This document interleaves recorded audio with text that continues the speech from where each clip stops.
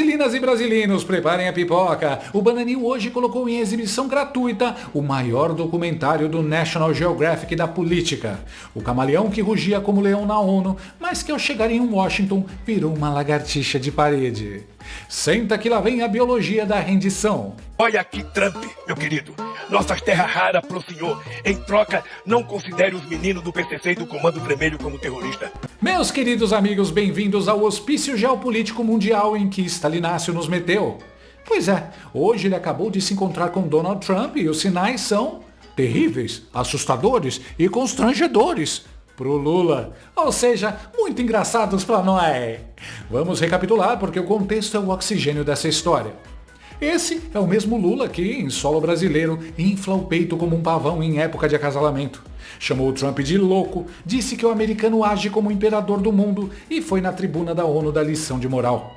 A Red Globo e a imprensa adestrada aplaudiam.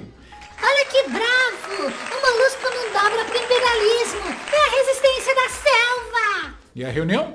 A reunião foi uma novela. Era para ser em março de 2026, mas o Lula ficou trocando de cor.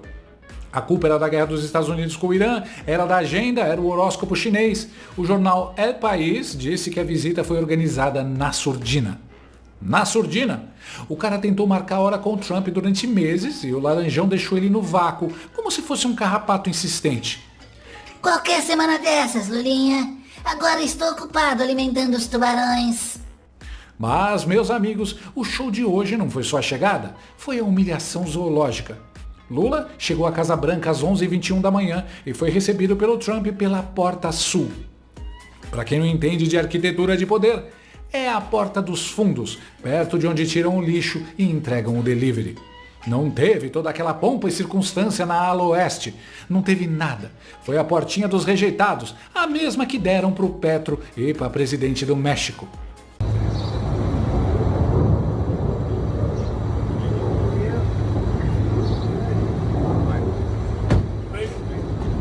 Ih, é melhor o Trump conferir se o relógio ainda tá no pulso. Se bobear, o Lula também levou a carteira do Laranjão nessa. Impressão minha ou o Lula tentou tocar o braço do Trump, tipo aquele bicho preguiça carente querendo um abraço, e o Laranjão dá um passo para trás se esquivando, como se estivesse vendo uma poça de óleo? Só faltou o Trump falar: Keep your distance, you smelly creature. Lula começou com o pé esquerdo. Literalmente, o primeiro passo em solo americano foi com a canhota, já sinalizando que a desgraça era certa. Mas calma que a seleção natural piora. But wait, there's more. Antes da reunião começar, o Trump olhou para o diretor-geral da PF, Andrei Rodrigues, e basicamente deu a ordem de: Perna pra quem te quer. O chefe da PF brasileira foi convidado a esperar no corredor, como um estagiário que tentou entrar na festa VIP sem convite. Andrei, parabéns pela sua posição com relação ao delegado americano.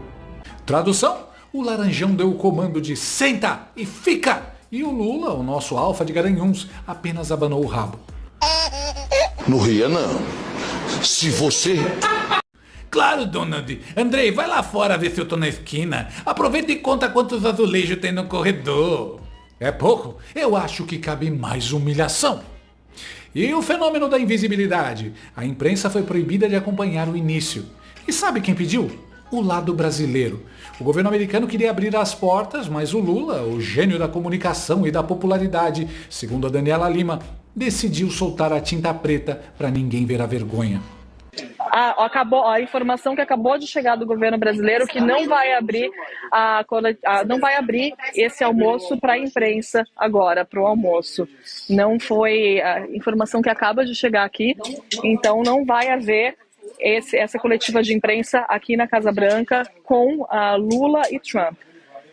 Lula deve falar na embaixada do Brasil, é isso que eu estou entendendo nesse momento. Eu peço até desculpas, vou tentar entender exatamente o que está acontecendo, mas aqui na Casa Branca não deve acontecer, então foi isso que eu entendi, mas já volto com mais informações, Yuri. O que o Lula tem tanto medo? Segundo o correspondente David Alandetti, o Brasil cancelou até a coletiva. Esta es la puerta de entrada al despacho Oval y los compañeros brasileños han estado esperando aquí. Ahora es la 1:15 y han estado esperando aquí. Se han empezado a golpear aquí pues a las 10:30. Pero como podéis ver, están esperando. ¿Qué ha pasado? Bueno, venía Lula, entraba a las 11. A las 11:15 tenían prevista la entrada al despacho Oval la delegación brasileña. Pero primero, ha habido cambios. No se ha abierto a la prensa.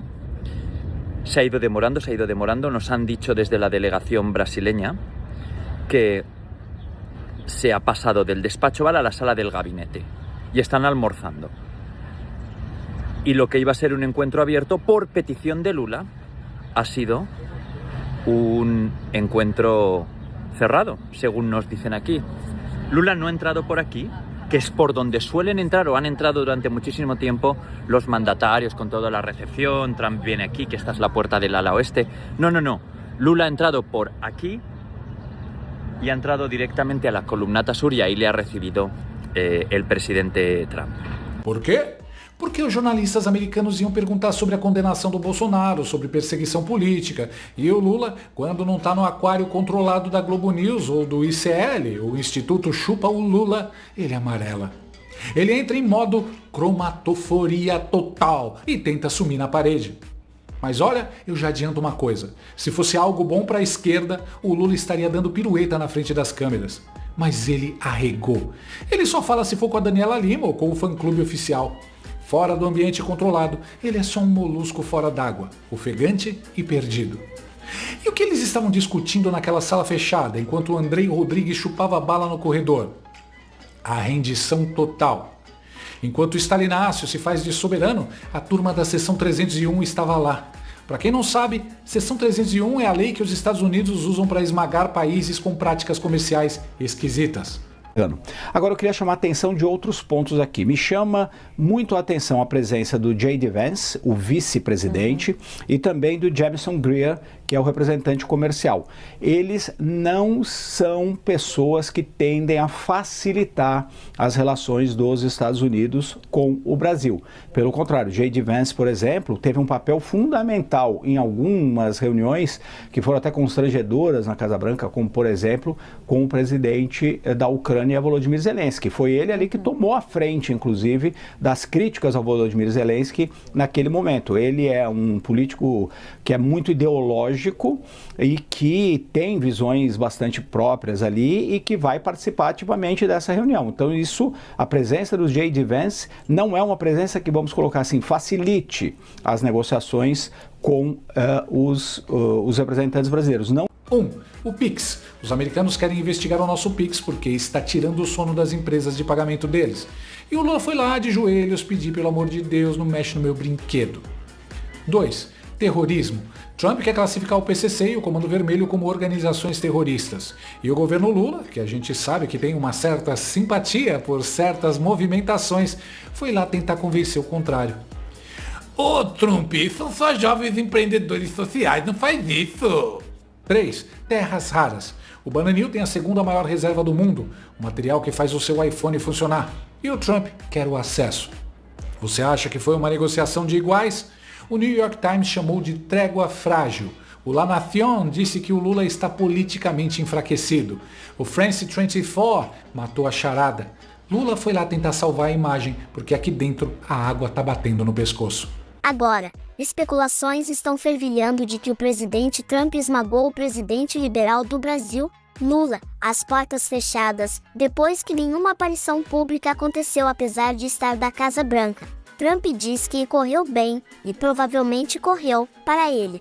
Eleja um direitista, Brasil. Esse é o resumo da ópera, ou melhor, do zoológico.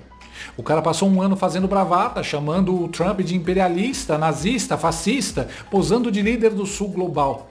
Mas quando o cerco aperta no Senado, quando o Messias é rejeitado por STF, quando ele está empatado com o Flávio Bolsonaro nas pesquisas, na verdade atrás, ele corre para Washington. Lula precisava de uma foto para dizer: olha, eu sou importante. Mas a foto que o mundo viu foi a de um animal acuado, entrando pela porta dos fundos, expulsando a própria polícia da sala e vendendo as joias da coroa, o Pix e os minerais, para ver se ganha um afago do imperador. Na natureza, o camaleão muda de cor para sobreviver. Na política, o Lula amarela para não cair. O Brasil foi lá negociar a soberania em troca de um post no Instagram. É pouco? Tá pouco, meu Brasil.